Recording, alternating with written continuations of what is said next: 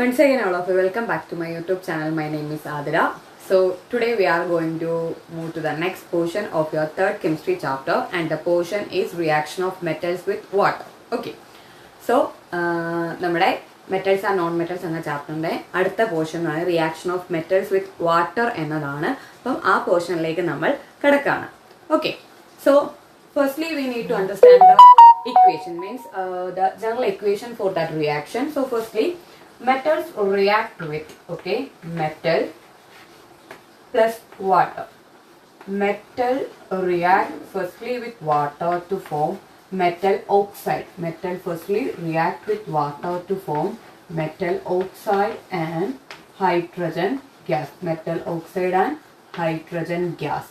Metal വാട്ടറുമായിട്ട് react ചെയ്യുന്ന സമയത്ത് ഫസ്റ്റ് അത് എന്ത് ഫോം ചെയ്യണം, അതിന്റെ കറസ്പോണ്ടിങ് ഓക്സൈഡിനെയും പിന്നെ ഹൈഡ്രജൻ ഗ്യാസിനെയുമാണ് അവിടെ റിലീസ് ചെയ്യുന്നത്. സെക്കൻഡ്ലി ദാറ്റ് ഈ ഫോം ചെയ്ത metal oxide is able to dissolve in water, then it dissolve in water to form metal hydroxide. ഈ ഫോം ചെയ്ത മെറ്റൽ ഓക്സൈഡ് വാട്ടറിൽ സോല്യൂബിൾ ആകുന്നതാണെങ്കിൽ that will dissolve and form metal hydroxide. Then secondly metal oxide plus water gives metal oxide plus water gives metal hydroxide. If that metal oxide is able to dissolve in water, then that will dissolve in water to form their metal hydroxide and hydrogen gas. So that's the general equation for reaction of metals with water. Metal വാട്ടറുമായിട്ട് react ചെയ്യുന്ന സമയത്ത് firstly അതിന്റെ metal oxide form ചെയ്യണം. രണ്ടാമതായിട്ട് form ചെയ്ത metal oxide water soluble ആണെങ്കിൽ അത് എന്തായി മാറും, മെറ്റൽ ഹൈഡ്രോക്സൈഡ് ആയിട്ട് മാറും. I think the portion is clear. Once again I will repeat. Firstly, metal react with water to form metal oxide and hydrogen gas. If that metal oxide is able to dissolve in water, then it will form metal hydroxide.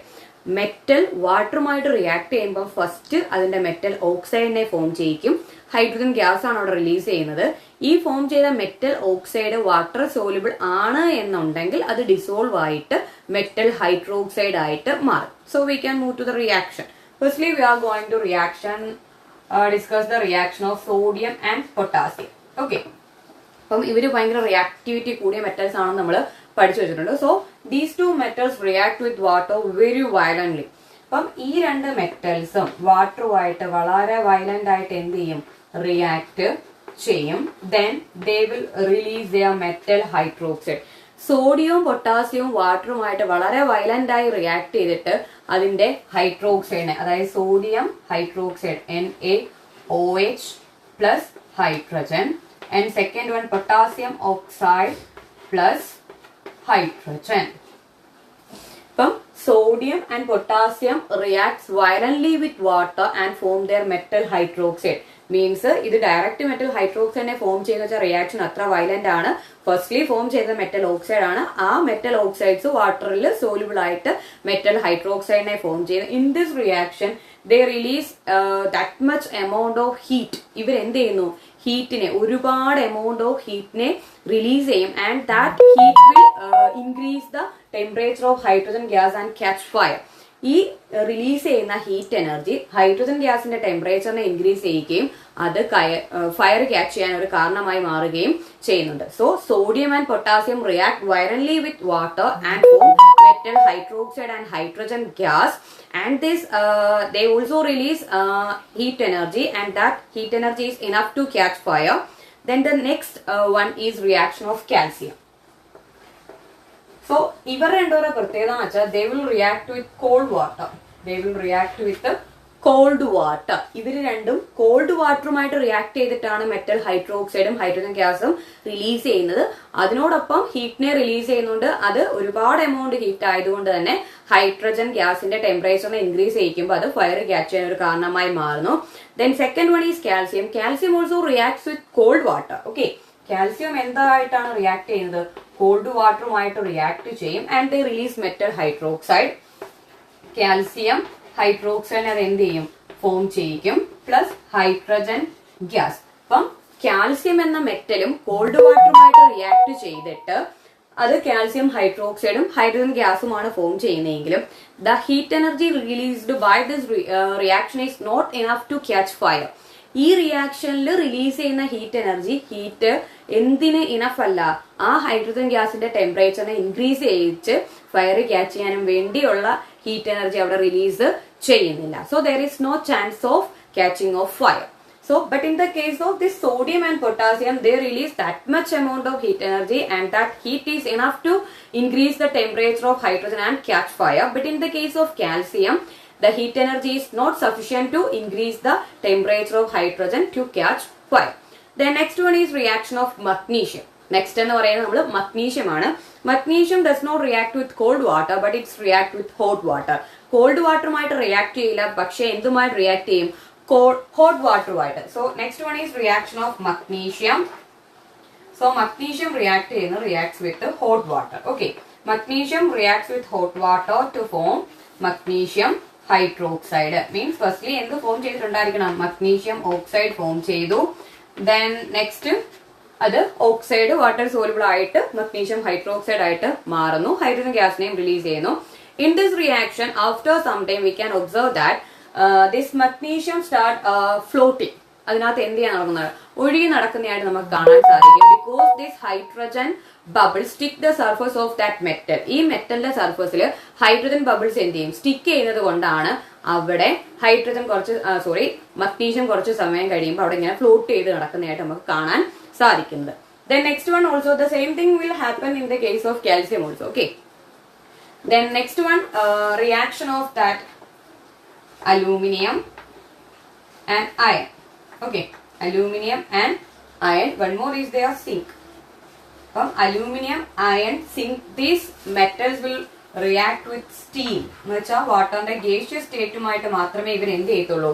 React ചെയ്യത്തുള്ളൂ. Then they just release their oxides. അവർ എന്തിനെയാണ് form ചെയ്യിക്കുന്നത്?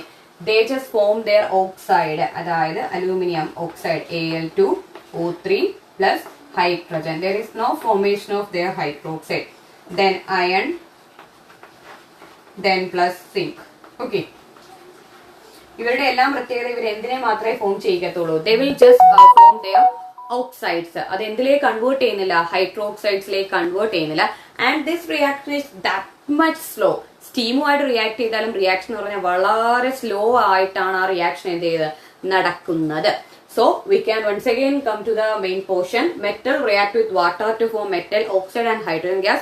If that metal oxide is able to dissolve in water, then it will form metal hydroxide and hydrogen gas. In the case of sodium and potassium, they react violently with water and form metal hydroxide, hydrogen gas, and release that much amount of heat energy. That heat is sufficient for hydrogen to catch fire. Then in the case of they reacts with cold water. These two metals react with the cold water. The next one is related to calcium. Calcium also reacts with cold water and release hydrogen gas and metal hydroxide, but that heat is not sufficient for hydrogen to catch fire.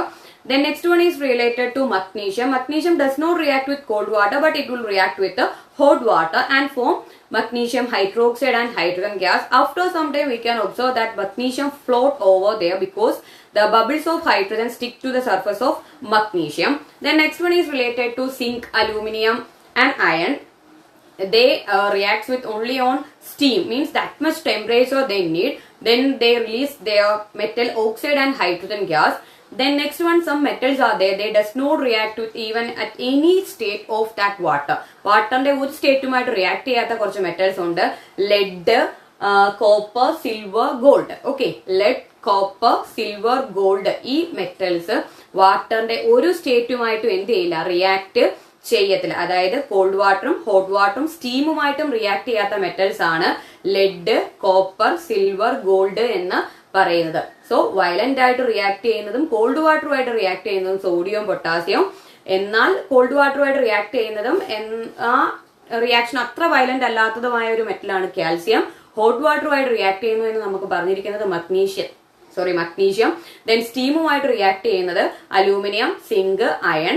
റിയാക്ടേ ചെയ്യാത്ത metals ആണ് silver, lead, copper, gold. Okay, I think the portion is clear. Thank you. Have a nice day.